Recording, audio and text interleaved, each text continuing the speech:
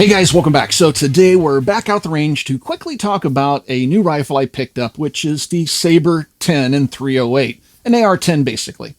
And people have been asking me quite a bit in the comments if I still think 308 is my best choice for a go-to rifle given where I live. And yes, in 2025, I'm still heavily leaning into the 308 because of where I live. Now, go back in time. I grew up in the country, moved to the city for work, and then a few years ago, moved my family back out to the country. I like the country style of living, and I like the wide open spaces and the lack of neighbors. And it worked out well because we made the move just before the pandemic hit. So I started thinking about the 308 about a year into my move out here because when I lived in the city, 5.56 made a lot of sense. And then when I moved out here and kind of realized, man, I'm taking deer at over 200 yards. I could definitely take them at further distance if I wanted to. I can easily see several thousand yards out here. And so a 5.56, past 300, 400, 500 yards really isn't ideal. Even past 300 yards, it really isn't ideal. 308 kind of outclasses it at 500 plus yards. And so that's why I started looking at 308s. Now, historically speaking, I've kind of gravitated to the more expensive rifles. It's not because I don't like the more affordable rifles. It's just typically they have features that I'm interested in. So rifles like the DD5 from Daniel Defense or the T7 from IWI or the SIG Spear. I could just go down the list of modern 308s. POF, I really like their rifles as well. And I like some more affordable options like the SFAR, and I've done videos on that rifle. So I decided what the heck is on the PSA website, Palmetto State Armory, and I was looking at the Sabre 10s, and I thought, you know what? Let's give one of these more affordable AR10s a chance, and let's see what they're all about. And that's what this video is about. I'm just getting it set up. I have maybe 150 rounds through it, so I'm not going to pass judgment on it until I get over 500 rounds. But I wanted to bring you out today to kind of talk about the features of the Sabre 10 and just kind of go over the rifle in general. And then if you guys want, in a future video, I do have my DD5 out here. I can do a comparison between it and the DD5 or the T7 or the SIG or any number of different firearms that are currently available. Just let me know what you'd like to see me compare it to down in the comment section below. All right, with that being said, let's get started with today's video, taking a closer look at the PSA Sabre 10 chambered in 308. A lot of folks ask me, how can I get involved in the firearms business in that particular community? And one of the best ways to do that is to become a gunsmith. Every gunsmith I know is just overbooked with work. It's a very good living. And so if you would like to become a gunsmith, you need to go to a gunsmithing school or become an apprentice for an existing gunsmith. But Modern Gun School is an accredited college that also works with veterans in the GI Bill, where you can go and get a degree from accredited college in gunsmithing and then go out and start your own gunsmithing business, which I think is a really great option. Again, throughout my entire life, gunsmiths have always been able to earn a really good living, assuming they have a really strong work ethic. So please check out Modern Gun School. I do have a link in the video description below.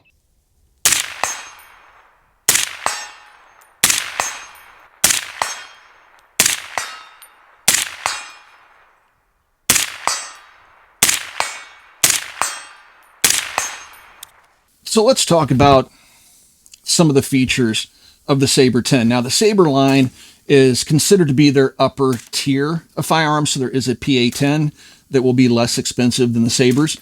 And so there is that option to go down in price a bit. Now, the DD5, which is one of my favorite rifles, it comes to market at $2,200, something like that. This will come to market full retail at about $1,299, the rifle as you see it here. And so it's about $1,000 less expensive. And what's interesting is that feature-wise, it's very similar. M-LOK rail system, standard AR10 upper and lower. It doesn't have the shortened receiver like a lot of rifles do these days, like the SFAR or the POF guns. And so it's very similar in that regard. But again, it's about $1,000 less expensive. So what do you get for that? Well, first of all, let's go over the stock, and we'll just kind of move our way forward on the rifle. So back here we have a standard B5 style furniture, has a regular, receiver extension here, buffer tube, has an H buffer in it, and this tube has 9 positions, so you can finally adjust that length of pull. They call the color RAL 8000, which is the HK flat dark earth that everybody loves. Now you will also notice this rifle's in multiple different colors, and I think SCAR rifles kind of started that trend, and that dates back to SCAR not really being able to control the outcome of the anodization of their upper receivers on the SCAR. They had different vendors for the polymer lowers that would give a brown color, and then a different vendor for the upper that would give a different color yet. And then the stocks were all different colors, and everything was a different color, and it wasn't even consistent in those color shades. And I think that kind of started a trend because you started to see people mix matching various tones like this, and it actually makes for an actually kind of a cool camo pattern. So I'm not opposed to it. I actually like the look of it. So we have that green Cerakote receiver here. The upper and lower are made from billet 7075 T6 aluminum, which is a very good, strong aluminum. And I think I'm kind of getting ahead of myself here, so let's kind of jump back and talk about the B5 pistol grip. So it's in that RAL 8000 color too. We have an AMB charging handle up here on top, a Raptor, Radian Raptor charging handle, so you can charge it from either side of the weapon. It has just standard fire controls, and you have a bolt stop bolt release right here, ping pong paddle. And you have no AMB mag release on the left-hand side of the receiver, standard mag release right here on the right-hand side of the receiver. Do not have a bolt stop bolt release anywhere on this side. So it doesn't have the AMB features you'll find on typically more expensive firearms. And I'm fine with that because I'm a right-handed shooter and I'm used to the controls of the AR-15 grew up shooting the darn things. Inside, you're going to find a DLC-coated two-stage match trigger. It's a very light trigger. It's gosh, I'm gonna guess it's right around maybe 3 pounds or so, maybe a little over 3 pounds. I'll put a trigger pull gauge on it here this afternoon and give you guys an actual trigger pull, but it's really light, too light for my tastes. I prefer a heavier military style trigger. I shoot 8-pound triggers very well. And with light triggers on go-to rifles like this, it's just a little too light. If you touch that trigger just a little too heavily, you can cause the gun to go off. And when you're amped up on adrenaline or something like that, when you're using it for a go-to rifle, yeah, I like a little heavier trigger. Yes, I understand trigger discipline and using your safety and all that stuff, but we're humans and we make mistakes, and anything we can do to help, offset those possibilities of mistakes, it's a good idea. Also, the trigger is just a standard AR-15, AR-10 style trigger, and they do have anti-walk pins in this rifle. Moving forward, it uses a standard SR25 style magazine. In this case, I have a Lancer magazine in here. I think they look really good and they function well. I like the Lancer mags quite a bit. Across the top, standard Picatinny rail. Over here on the right-hand side, we have a port buffer, standard A2 style forward assist, and you can see the fencing around the mag release. It almost looks like a RAL 8000 colored ejection port cover. Again, I think it looks really, really sharp. Out here on the handguard, it is M-LOK all the way around. We have QD points on both sides of the handguard. You can see one here, and there's one on the opposite side as well. Now you do have QDs back here. If you want to use them, we don't have anything back here on the end plate, and I'm okay with that. And I don't like this point, and I don't really like these end plates, but you're kind of stuck in many cases. So if you want to mount a quick release, sling, you're going to have to get creative back here, or just use the stock. Coming out here, we have a 416R barrel with a 1 in 10 right-hand twist to it. It's in stainless steel. It is bead blasted. At first, I didn't know if I was going to like the fact that it was in the white stainless steel and not Cerakoted black or something like that, but I actually think it looks pretty good. This is not a candidate for a go-to rifle for me. Not that that would give you away or anything, because it is bead blasted, so it's muted. It's not going to reflect light like polished steel, but I don't know. I think it kind of looks good on the rifle. It has a mid-length gas system on it, and it is a pinned gas block that is adjustable. But if you use a high back pressure can like I'm using here, this is a Griffin Armament, this can will introduce more gas into the system, so I can control that with the adjustable gas block. A very nice touch. Many AR-10s, if you don't have an adjustable gas block, you might run into reliability issues if you don't use a flow-through can like Hux works, and you get into baffled cans like I have on here. So it's nice that it works. I have been shooting it with the can on it, shot it with and without the can. Works just fine. So I do like that. The T-slots on the handguard are marked. And I think that's just about it of the features. We'll get into the internals of the gun when we field strip it. I'll throw up some specs on this rifle, so you'll have a full spec sheet on everything, like the chromed bolt, but we'll show you that, the chrome bolt and bolt carrier. We'll show you that when we field strip it. The end of the barrel is threaded 5/8 by 24, so a standard 30 caliber thread. And I think that pretty much covers off on everything. AMB fire control safety is back here. And the balance of it is standard AR-10. It feels just like every other AR-10 I own that isn't an SFAR or a POF or something like that, which is quite a bit lighter in weight. So they're a little chunky. but they're standard AR-10 fare. Now, it's also important to remember that AR-10s were never standardized by the U.S. military like the AR-15 M16 was. So you're going to find that AR-10s across the board are going to have incompatibilities with each other just because nobody has a standard that they're building to. Everybody gets a little creative. And so this is more or less in the true style of AR-10. So it doesn't have a whole lot of various parts to it. But again, just keep in mind there's no standard. So if you think you're going to pull an SFAR bolt out and toss it in here, isn't going to work. So, or carrier. Anyway, so that's just kind of the nature of the AR-10, but that shouldn't dissuade you from picking one up. Just pick it up from a company that you know you can get spare parts for down the road, or get a rifle like this that's pretty much standard AR-10 fare. So there's a good chance that additional parts down the road, 10, 15, 20 years, if PSA is no longer making them, you'll still be able to find parts to replace, like firing pins and springs and things like that. All right, so that's it. We'll field strip it, and let's do a little bit of shooting with the rifle because that's where this thing really shines. It's a very nice shooting 308 AR-10. So loading up the Sabre 10 is just like any other AR-15 or AR-10. Just take your magazine, insert it into the weapon, and drop the bolt. But before we get started today shooting the rifle, I do want to point out that I am shooting some Federal American Eagle.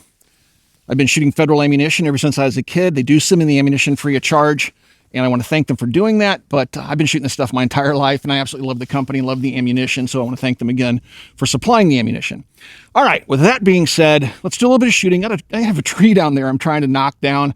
I have some range maintenance I need to do because some trees are growing up and obscuring my 300-yard targets.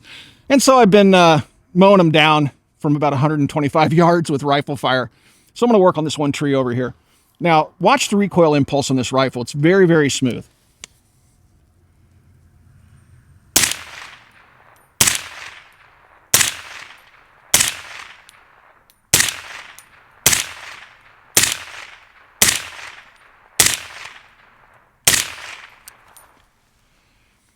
It's just nice. A lot of people will say that 308's too punchy or something like that. It really isn't. Now, I do have a suppressor on it, and suppressors can mitigate a little bit of that recoil, not as effectively as a muzzle brake, but yeah, it's just really, really nice. Now, a lot of that can be attributed to the fact that you can tune the gas system. Now, you notice it's still throwing the brass a little forward. I could probably dial that gas back just a little bit. I just adjusted it until it was 100% reliable, but I could probably tune it down just a little bit more and get that brass more at the 3 o'clock. So I don't have a cameraman today, so I'm tripoding this one. So I apologize for that, but let's do a quick field strip here. First, we want to make sure the weapon is safe. So I'm going to drop that magazine out, check that chamber, make sure it's empty, and it is. And then I can drop the bolt and begin the disassembly process. I'm going to take this rear pin out.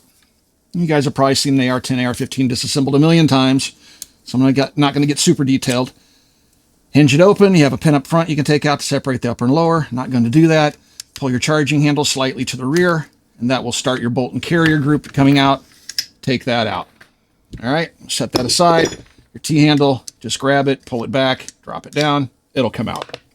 Now I'm going to set it aside. First of all, I'll let you guys see that trigger group in there. Standard fare, so you can drop a Geissele trigger or something like that in there if you want to. All right, so we have been running this thing suppressed, and it's gotten pretty nasty. But one of the nice things about having a chrome bolt and carrier is that it cleans up very quickly just by wiping it with a rag. So there you go. I've wiped off a lot of the gunk. No solvents or anything required. I can wipe it down. So that's kind of nice. That chrome is very handy. Now I'm going to use a disassembly tool, which you should have because you'll need ammo. And I'm going to reach in there and just kind of pop my cotter pin out. Right there. Take that little guy out, set it aside. That will drop out my firing pin. And then I'm just going to push the bolt back. You don't have to rotate the cam pin. It just stays in the same position. I found that just doing it this way, tapping it, drops it right out. Wipe that little guy off. Thing's pretty nasty from running that suppressor on it. And then you can take your bolt out of the carrier. You just pull it out. And there you go. Check this off really quick. And that's pretty much it. So you can see it's just standard AR10 bolt fare. Put it back together. I'm just going to drop this back in. Line everything up. Drop your cam pin in. Pull it forward. Drop my firing pin down in there like that. Cotter pin across. These cotter pins always give me fits.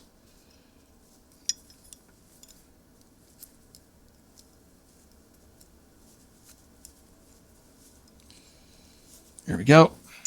And she's back together. Now all you have to do is wipe off your T-handle here really quick. Grab your rifle, hinge it back open. Put your T-handle in, bolt and carrier. And just like that, boom, all done. So what do I think of the Sabre 10? Well, so far, I like the rifle. It's a great rifle for the money at $12.99. It's not ridiculously expensive, but it checks all the boxes for just a regular vanilla type AR-10, although the color scheme, the anti-walk pins, the chrome bolt and carrier does elevate it above just a vanilla AR-10. So I think you're getting your money's worth with it, at least so far. Now, I do have to put another, 500 or so rounds through it before I can pass judgment on the reliability. We will do some accuracy testing with it. And then again, if you guys want, I can compare this to other rifles that are out there, other AR-10s, or even other 308s in general. They don't have to be AR-10s. Just comment down below and let me know what you'd like to see it compared to.